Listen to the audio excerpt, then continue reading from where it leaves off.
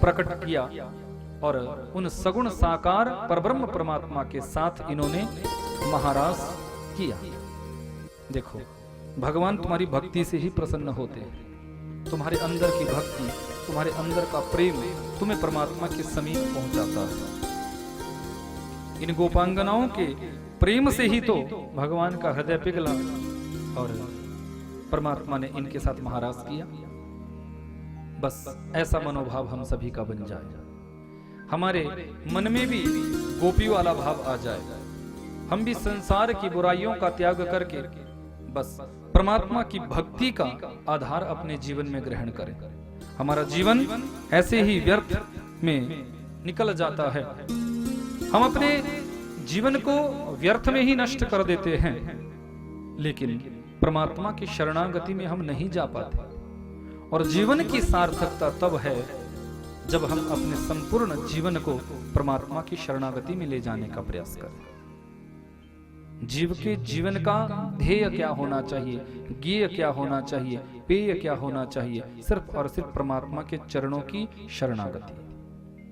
भक्तवत्सल भगवान ने की, मेरे परात्पर प्रभु ने इन समस्त गोपांगनाओं के साथ महारास संपादित किया।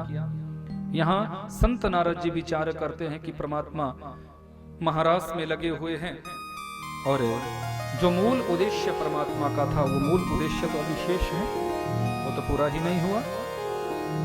आज संत नारद जी आए हैं और सीधे मथुरा पहुंचे।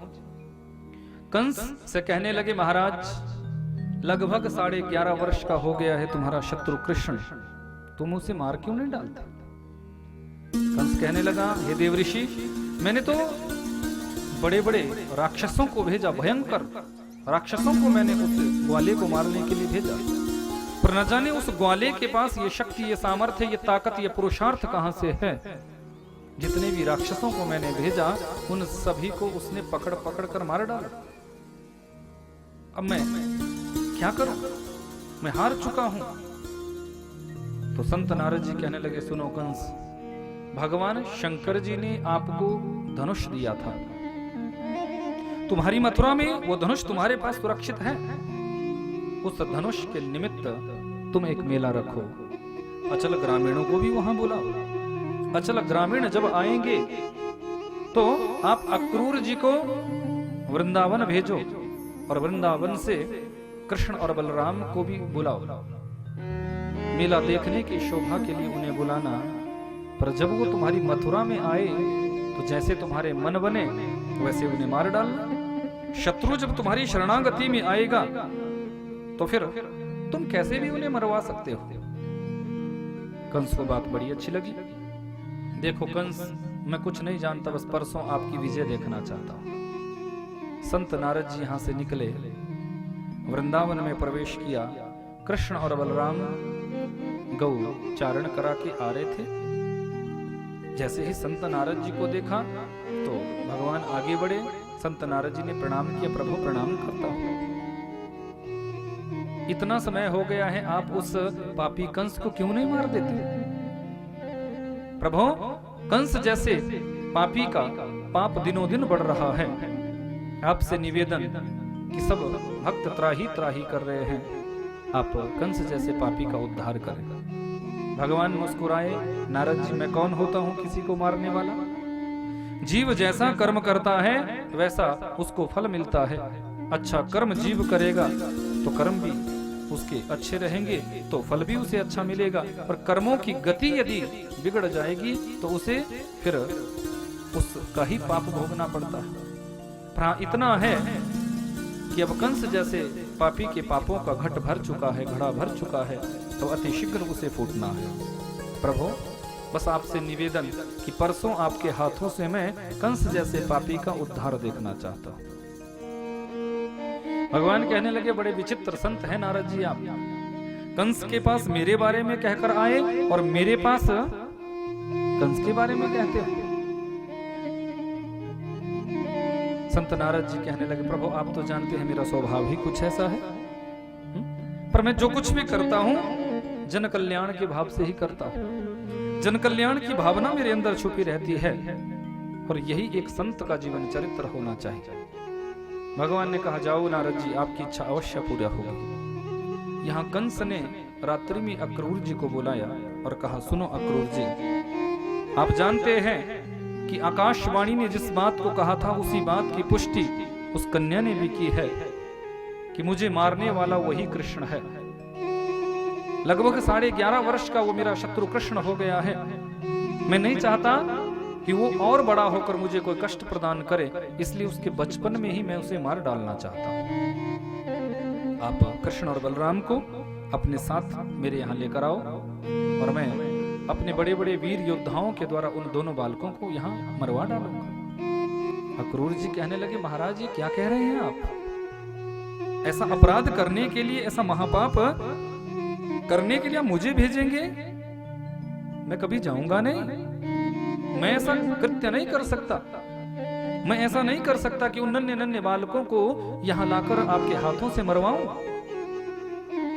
और वैसे भी रिश्ते में आपके वो दोनों भांजे लगते हैं, क्या आप अपने भांजों को मरवाओगे? कंस कहने लगा, मैं इस बात को नहीं जानता, पर मैं बस इतना जानता हूं कि यदि कृष्ण मेरा काल है तो मैं अपने काल को जीवित कैसे छोड़ूं? और यदि तुम नहीं गए तो तुम मेरे स्वभाव से परिचित हो, तुम मेरे स्वभाव को अच्छी तरह जानते हो। मैं तुम्हें प्राणदंड दे दूंगा, तुम्हें मेरे हाथों से मरना होगा। अक्रूर जी ने सोचा, इस पापी के हाथों मरने से अच्छा है कम से कम भगवत साक्षात्कार करके तो मरो, कम से कम परमात्मा का दर्शन करके तो मरो। तो जाने की स्वीकृति दी है। कंस के रथ पर आज अक्रूर जी आरूढ़ हुए हैं। रथ चलाने की परिस्थिति में नहीं है, क्योंकि मन में तो एक ही भाव आ रहा है कि उन नन्हे नन्हे बालकों को मैं मरवाने के लिए यहाँ लाऊंगा, पर जाना पड़ेगा। अक्रूर जी निकले हैं। सुबह से शाम हो गई है, वृंदावन में प्रवेश किया। गैया चराकर कृष्ण और बलराम गोधूली बेला में आ रहे थे। जैसे ही अक्रूर जी को देखा है, काका काका कहते हुए दोनों बालक दौड़ पड़े हैं। अक्रूर जी ने दोनों बालकों को अपने अंक में भर लिया है। काका जी आप आए, आपका स्वागत है। कैसे आना हुआ? अक्रूर जी कहने लगे, कन्हैया मैं तुम दोनों को ले जाने के लिए आया हूं। महाराज कंस ने आप दोनों को बुलाया है। प्रभु कहने लगे, काका जी देखो, गलती से भी इस बात को मेरे ब्रजवासियों के पास मत बोलना, क्योंकि मेरे ब्रजवासियों को इस बात का पता चलेगा कि आप हमें ले जाने के लिए आए हैं, तो वो कभी आपके साथ हमें नहीं भेजेंगे। और मैया के पास तो ये बात बिल्कुल भी मत बताना, क्योंकि मैया तो एक पल के लिए भी अपनी नजरों से मुझे ओझल नहीं होने देती। यदि मैं गौचारण कराते कराते कभी थोड़ा सा मुझे विलंब भी हो जाए तो मैया आधे रास्ते तक दौड़ कर आ जाती है। आज मेरा कन्हैया कहाँ रह गया, अभी तक आया नहीं। जो माँ इतना प्रेम करती हो, इतना वात्सल्य जिस मैया का हो, वो मैया अपनी नजरों से मुझे दूर कैसे भेज सकती है। अक्रूर जी को और भी भय लगे कि अब कैसे कहूंगा, और कहूंगा नहीं तो मेरे साथ भेजेगा कौन। अक्रूर जी बड़ी हिम्मत जुटाकर महलों में प्रवेश करते हैं। ब्रज का आतिथ्य हुआ है, सत्कार हुआ है। भोजनोपरांत नंद बाबा जी ने पूछा, भैया कैसे आना हुआ? कोई विशेष कारण, कोई विशेष परिस्थिति? अक्रूर जी ने बोला, यदि नहीं बोलूंगा तो फिर सुबह मेरे साथ भेजेगा कौन? मुझे बोलना चाहिए। तो धीरे से अक्रूर जी नंद बाबा के पास कहते हैं, हे नंद जी, मैं कृष्ण और बलराम को ले जाने के लिए आया हूं। महाराज कंस ने इन्हें बुलाया है। मैया भोजन करने बैठी थी, पहला निवाला हाथों में लिया है। वही निवाला अभी होठों तक गया है। जैसे ही कानों में आवाज गई है कि कोई कन्हैया को ले जाने की बात कर रहा है, वो निवाला हाथों से छूट पड़ा है। मैया दौड़ी है, ये आप क्या कह रहे हैं, ये मैं क्या सुन रही हूं? यदि मेरी संपत्ति आपको चाहिए तो आप ले जा सकते हैं। मेरा ये वैभव, मेरी ये धन संपत्ति, जो कुछ मेरे पास है वो आपको चाहिए, आप ले जा सकते हैं। मेरे यदि प्राण भी आपको चाहिए तो मैं अपने प्राण भी दे सकती हूँ, पर ब्रज की ये माँ, ब्रज की ये माँ आपसे बस एक निवेदन करना चाहती है कि मेरे कन्हैया को दूर ले जाने की बात मुझसे मत करो, क्योंकि मैं अपने कन्हैया को अपनी नजरों से दूर नहीं कर सकती। मैं अपने कन्हैया को अपनी नजरों से दूर नहीं कर सकती। मैया की आंखों से पनारे बहने लगी है, अश्रुपात होने लगा है। मैं अपने कन्हैया को अपने से दूर कैसे करूंगी, कैसे करूंगी? ब्रज में एक शब्द हुआ है, शोर मच गया है पूरे ब्रज मंडल में कि मथुरा से कोई परदेसी आया है और वो कृष्ण को ले जाने की बात कर रहा है, वो कन्हैया को ले जाने की बात कर रहा है। आज किसी के घर में चूल्हा नहीं जगा है, किसी ने आज भोजन नहीं पाया है। सारी गोपियां रो रही है, सारे ग्वाले रो रहे हैं। बछड़ों ने दूध पीना बंद कर दिया है, गैयों ने घास खाना बंद कर दिया है, पक्षियों ने कलरव करना छोड़ दिया है, भंवरों ने गुंजन करना छोड़ दिया है। पूरा ब्रजमंडल, जिस ब्रजमंडल में आनंद ही आनंद बरसता था, आनंद ही आनंद जिस ब्रजमंडल में बहता था, आज वो पूरा ब्रजमंडल करुण करंदन के भाव में डूबा हुआ है, करुणा के भाव में डूबा हुआ है। सभी ब्रजवासियों के मन में मानो ऐसा भाव आ रहा हो कि वो कन्हैया, जिस कन्हैया ने पल पल हमारी रक्षा की, जो सदैव हमारे साथ रहा, वो हमें छोड़कर जाएगा, उसको कोई ले जाने के लिए आया है। वृक्ष शांत भाव से खड़े हैं, मानो वृक्ष भी रो रो कर ये कहना चाह रहे हो कि आप हमारे कन्हैया को हमसे दूर मत करो, मत करो। मानो गैयों के अश्रुबिंदु ये कह रहे हो कि हमारे कन्हैया को हमसे दूर मत ले जाओ। जब जब हमारे ऊपर संकट पड़ा है तो हमारे गोपाल ने ही तो हमारा रक्षण किया है, हमारे कन्हैया ने ही तो हमारी रक्षा की है। मानो ब्रजवासी मूक होकर ये कह रहे हो कि जब दावानल अग्नि संपूर्ण ब्रज को जलाने के लिए आई थी तो उस समय इन्होंने ही तो दावानल अग्नि का पान करके हम सभी ब्रजवासियों को बचाया। मानो बछड़े ये कह रहे हो कि जब जब हमारे ऊपर संकट आया तब तब कन्हैया ने हमारा रक्षण किया। हम कन्हैया को अपनी नजरों से दूर कैसे कर सकते हैं? पूरे ब्रजमंडल में एक करुण करंदन का भाव बना हुआ है। मैया एक खंभे से सर लगाकर रो रही है, आंखों से पनारे बह रही है, आंखों से पनारे बह रही है। आधी रात का समय है, कन्हैया की आंख खुली, आंख खुली। मैया को जब रोते हुए देखा तो तुरंत अपने नन्हे नन्हे हाथों से मैया के आंखों के अश्रुओं को पोंछा। मैया तुम रो रही हो, तुम रो रही हो? मैया बस 2-4 दिन की ही तो बात है, मैं यूं जाऊंगा और यूं वापस आ जाऊंगा, मैं जल्दी लौट कर आऊंगा। पर मैया जानती है कन्हैया जाएगा तो ये वापस इतनी जल्दी आएगा नहीं। एक माँ अपने हृदय को कैसे समझाए? जिसके हृदय में इतनी वेदना हो रही हो, इतना कष्ट हो रहा हो, इतनी पीड़ा हो रही हो, अपने हृदय को कैसे समझा सकती है? क्योंकि वो माँ है और माँ का हृदय बड़ा कोमल होता है। बार बार उसी दृश्य को याद कर रही है कि कन्हैया जब मुझसे दूर जाएगा तो किसको कन्हैया कहूंगी, किसको दुलार करूंगी, किसको लोरी सुनाऊंगी, किसको सुलाऊंगी, किससे प्रेम करूंगी। आज पूरी रात मैया सोई नहीं है, बस आंखों से अश्रुपात हो रहा है, अविरल धार गिर रही है। प्रातः हुई है, सारी ब्रजमंडल की गोपियां नंद बाबा के महलों के बाहर खड़ी हो गई है, आंखों से अश्रुओं की धार बह रही है। मानो ये गोपियां कह रही हो, मानो इन गोपियों के अश्रुबिंदु ये बयान कर रहे हो कि जिस कन्हैया ने हमें इतना प्रेम दिया उसको हमसे दूर मत करो। बीच में किशोरी जी खड़ी है, किशोरी जी कुछ बोल नहीं रही है, मूक होकर बस आज किशोरी जी के अश्रुबिंदु ही प्रत्येक शब्द कह रहे हैं, प्यारे इतना प्रेम देकर अब आप हमें छोड़ने की बात कर रहे हैं, हमें अकेला छोड़कर आप जाना चाहते हैं, क्यों?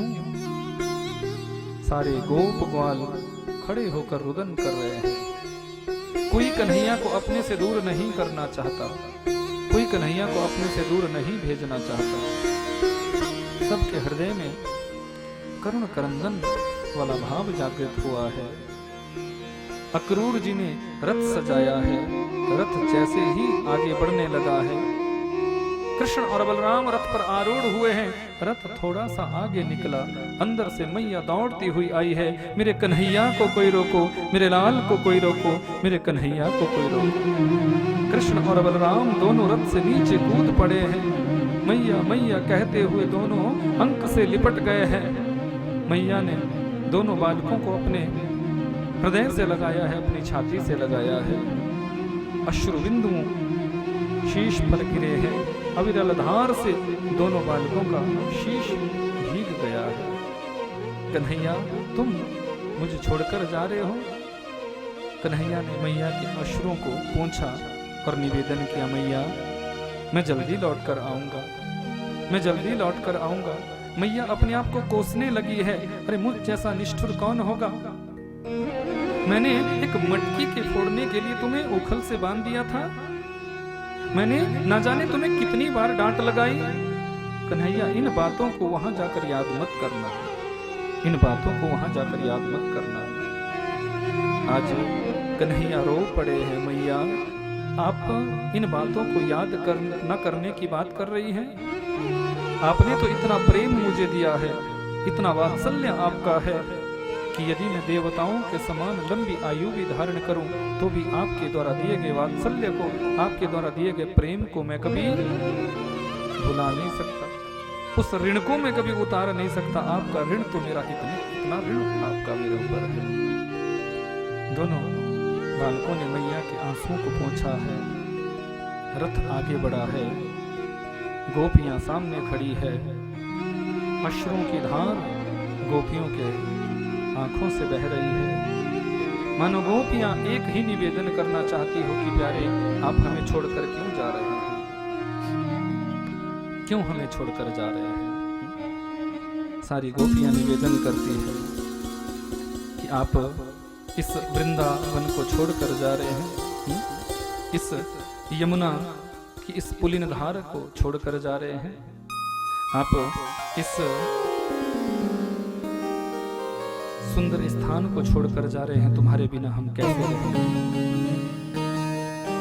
सारी गोपियों का एक ही भाव है, मूक होकर मानो गैया भी ये कह रही हो, मूक होकर मानो बछड़े भी ये कह रहे हो। वृक्षों के पत्ते, वृक्षों के फूल, वृक्षों की टहनियां भी मानो ये कह रही हो। कौन वो बांसुरी की मीठी तान हमें सुनाएगा, कौन वो आनंद हमें लुटाएगा, वो आनंद हमें कहां से मिलेगा। सभी रो रहे हैं, सबके मन से बस एक ही भाव निकल रहा है,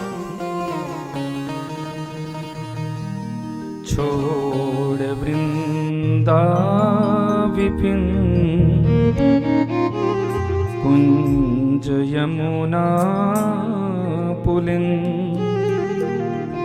श्याम मथुरा चले, श्याम मथुरा चले।